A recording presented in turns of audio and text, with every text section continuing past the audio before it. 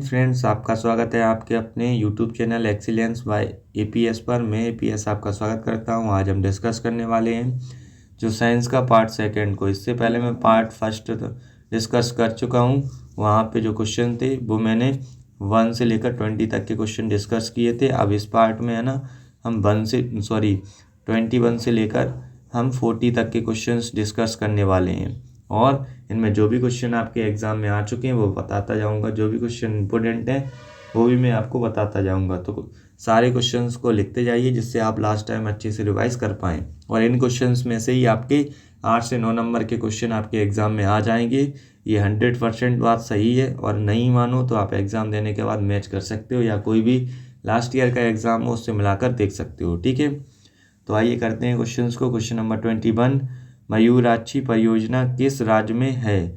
तो मयूराक्षी जो परियोजना है वो किस राज्य में है? ये पश्चिम बंगाल। ऑप्शन ए इसका राइट आंसर है। और इम्पोर्टेंट क्वेश्चन भी, ये योजना जो है ना पश्चिम बंगाल में स्थित है। क्वेश्चन नंबर 22, भारत में उच्च न्यायालयों की संख्या कितनी है? भारत में जो उच्च न्यायालय हैं उनकी जो संख्या है वो कितनी है? ये संख्या है 25। ऑप्शन ए इसका सही आंसर है। और ये इंपॉर्टेंट क्वेश्चन भी है। इस तरह के क्वेश्चन संविधान से रिलेटेड पूछे जाते हैं आपके एग्जाम में। मोस्ट इंपॉर्टेंट क्वेश्चन है, इस क्वेश्चन को लिख लो और याद भी कर लो। नेक्स्ट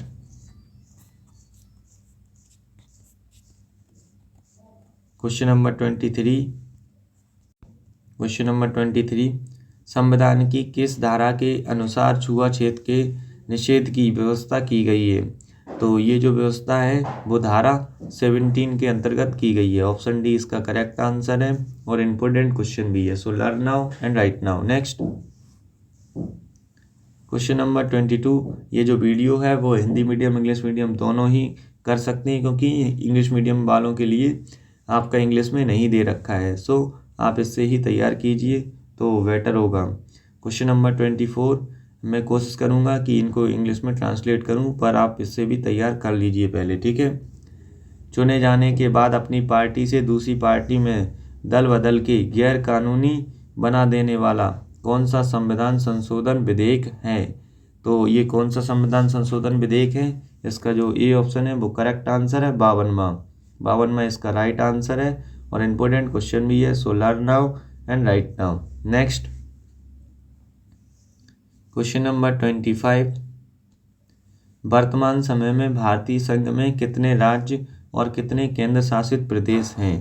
तो इसका जो सही आंसर है वो है ऑप्शन डी, 28 राज्य और 8 केंद्र शासित प्रदेश हैं अभी वर्तमान में। ठीक है, और ये क्वेश्चन पूछे जाने वाला क्वेश्चन है, कई बार आपके एग्जाम में आ चुका है। इस बार के लिए भी मोस्ट इंपोर्टेंट क्वेश्चन है, so learn now and right now. Question number 26, जीव विज्ञान के जनक हैं। ये भी क्वेश्चन आपके एग्जाम में आ चुका है कि जीव विज्ञान के जनक कौन है। सो मोस्ट इंपोर्टेंट क्वेश्चन है, so learn now and right now. Option C इसका सही आंसर है, अरस्तु इसका सही आंसर है और इम्पोर्टेंट क्वेश्चन भी है। नेक्स्ट क्वेश्चन नंबर 27, आरएनए का संश्लेषण करता है। आरएनए का जो है ना संश्लेषण कौन करता है?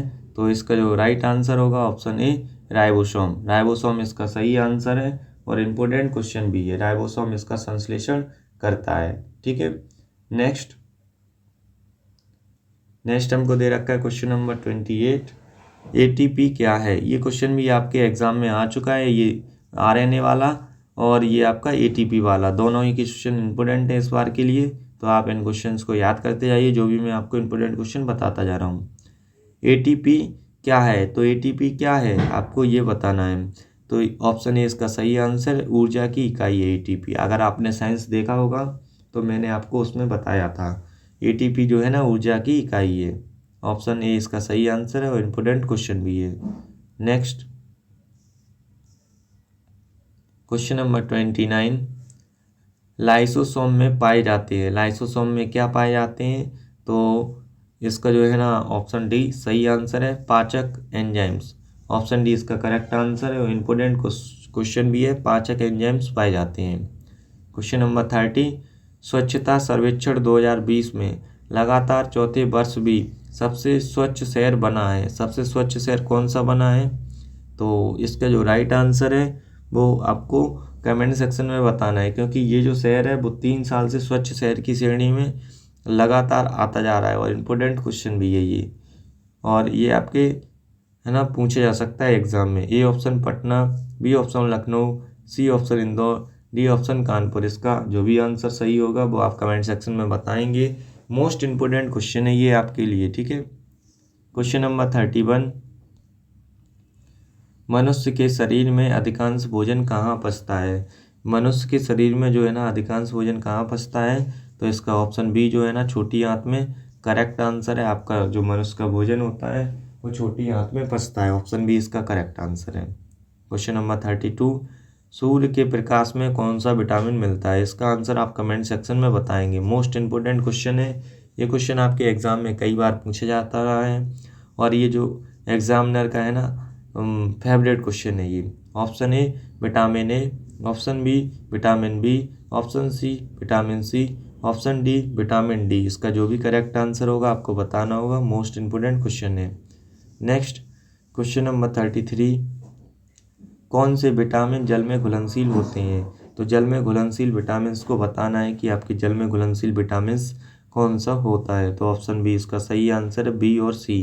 बी और सी के अलावा vitamin A, vitamin D, vitamin E, vitamin के, ये वसा में घुलनशील होते हैं। किस में होते हैं? वसा में घुलनशील। क्वेश्चन घुमा के भी पूछा जा सकता है और इम्पोर्टेंट क्वेश्चन है ये। क्वेश्चन आपके एग्जाम में पूछा जा चुका है। So most important question, so learn now and right now. मनुष्य के रुधिर का पीएच मान होता है। मनुष्य के रुधिर का पीएच मान कितना होता है? इसका जो ए ऑप्शन है करेक्ट आंसर है 7.4। 7.4 जो है ना इसका करेक्ट आंसर है और मोस्ट इम्पोर्टेंट क्वेश्चन भी है। So learn now and right now. Next,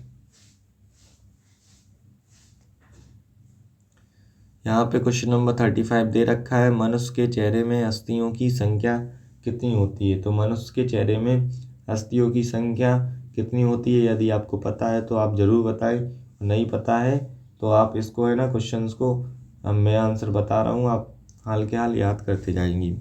तो इसका जो करेक्ट आंसर है वो है ऑप्शन सी 14। 14 इसका सही आंसर है और इम्पोर्टेंट क्वेश्चन भी है। So learn now and right now. Next question number 36, मनुष्य में कितने दांत जीवन में 2 बार आते हैं? तो मनुष्य में कितने दांत जीवन भर में 2 बार आते हैं? तो इसका जो करेक्ट आंसर है वो है ऑप्शन बी 20। 20 इसका सही आंसर है और इम्पोर्टेंट क्वेश्चन भी है। So learn now and right now. Next question number 37, diabetes के रोगी के शरीर का कौन सा अंग सही ढंग से कार्य नहीं करता है? तो इसका जो सही आंसर है वो है ऑप्शन सी अग्नाशय। अग्नाशय इसका सही आंसर है और इम्पोर्टेंट क्वेश्चन भी है। So learn now and right now. And most important question है ना आपके एग्जाम के लिए, excellence and model school entrance exam के लिए। नेक्स्ट क्वेश्चन नंबर 38, केंद्रीय जूट तकनीक शोध संस्थान कहाँ स्थित है? ये भी क्वेश्चन इस बार के लिए इम्पोर्टेंट है, आ सकता है आपके एग्जाम में। तो इसका जो राइट आंसर है वो है A option Kolkata. Kolkata is the right answer in important question. Next question number 39, सारे क्वेश्चंस को आप लिखते जाइए जिससे लास्ट टाइम आप अच्छे से रिवाइज कर पाए। भारतीय लौह शोध संस्थान कहाँ स्थित है? तो भारतीय लौह शोध संस्थान जो है ना वो आपका रांची में स्थित है। ऑप्शन सी इसका करेक्ट आंसर है, रांची। एंड इम्पोर्टेंट क्वेश्चन भी है। नेक्स्ट क्वेश्चन नंबर 40, कंप्यूटर का मुख्य पटल कहलाता है। कंप्यूटर का जो मुख्य पटल है वो क्या कहलाता है? Option C keyboard. कीबोर्ड इसका सही आंसर है और इम्पोर्टेंट क्वेश्चन भी है। तो पार्ट सेकंड हमारा कंप्लीट हो चुका है। अब नेक्स्ट पार्ट थर्ड में हम 41 से 60 तक के क्वेश्चंस डिस्कस करेंगे।